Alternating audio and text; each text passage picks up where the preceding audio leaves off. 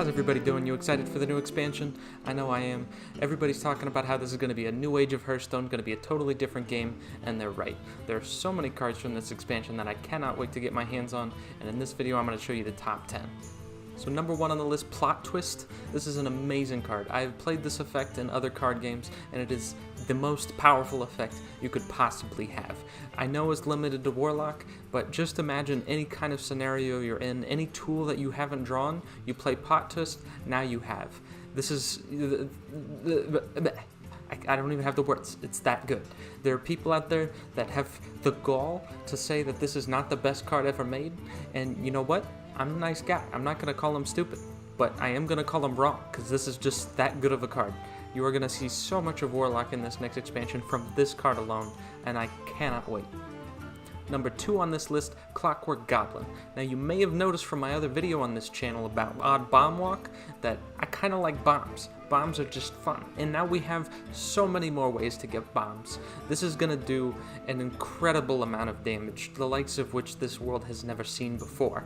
But even more importantly than that, this is a direct counter to Plot Twist, and so all the Infinity Warlocks out there are going to get absolutely just destroyed by bombs, and it's going to be the root cause of this little guy.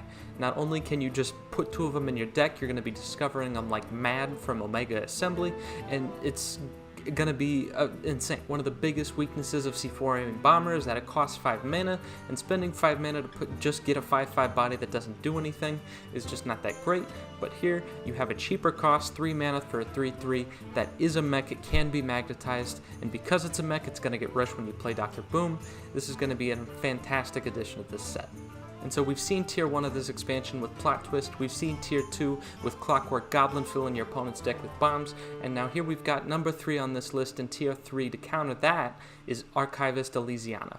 Battlecry, replace your deck, get rid of all those bombs, counter Fatigue, counter Togwaggle. It's going to be a great card. There's been talk of decks that are going to burn through their own self. You know, you're going to see that with Myra's and Academic Espionage, but now it's no longer limited to the rogue class. Archivist Elysiana is going to enable any class to do whatever they want to do, draw infinite amount of cards, and it doesn't matter because now you can combat your own fatigue by just replacing your deck. Number 4 on this list, Barista Luncheon. This is a little bit of a sleeper card, I think. I think people recognize that this is going to be really good, but I haven't seen anybody identify exactly why this is going to be really good. Yeah, it's got the obvious Shutterwalk synergies. We haven't really seen as much Shutterwalk these days ever since the nerf, but at the end of the day, this is going to be a fantastic aggro card. This is an equivalent of just draw. It's refill your hand with whatever cards you got on the board, and what more does aggro want to have than more battle cries to just hit your opponent in the face? And not only is this a crazy exact kind of card draw that you're going to be looking for, this is a neutral card, so every single aggro deck that is ever going to get made ever for the next 2 years is going to be duplicating all of its battle cries, duplicating all of its damage that it's slinging at you in your face. You're going to have double the bombs, you're going to have double the death. And that is in addition to its combo potential, so you're definitely going to want to keep an eye out on this card. If you open any of the neutral legendaries this expansion, be happy. Next card up, we got Heckle Bot. I think we've seen the strength throughout the years of how disruptive combo pieces can be vital to the game's health and just overall powerful, but not only that, this is a 4 mana 3/8 with Taunt. This is an excellent body. This is going to keep you alive. It's got enough attack to actually kill things. It's got enough health to not just die to just 2 random things on the board. In addition to combo disruption, a key factor of this is the idea of introducing the fatigue game back into the deck. We don't have those infinite value combos that we used to have, and instead, now we have ways to feed cards out of your opponent's deck directly onto the board into a position where we can deal with them when and how we want to, and now you're going to be that much closer to fatigue.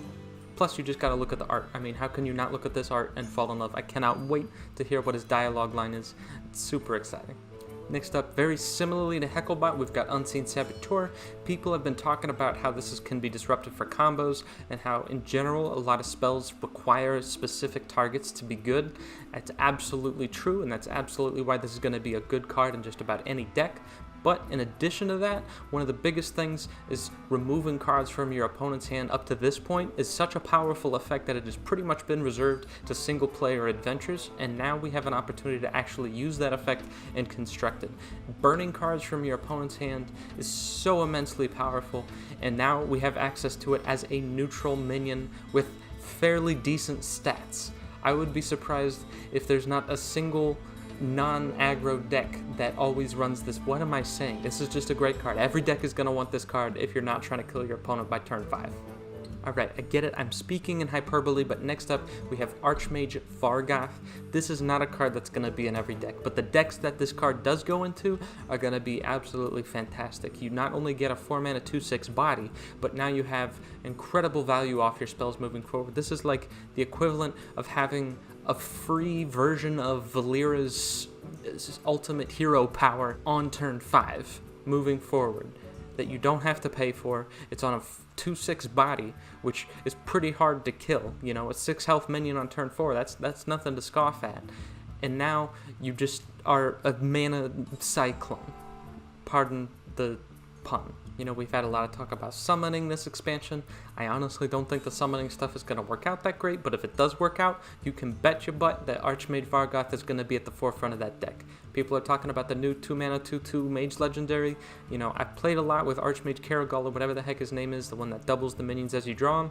It's another 2-mana 2/2. I can promise you that a 2-mana 2/2 is just not that good, especially not in this expansion considering how common it's going to be to see 2-mana 2/3s in just about every deck. But I tell you now, a 2-mana 2/3 is not going to be killing a 4-mana 2/6. So, Archmage Vargoth makes the list.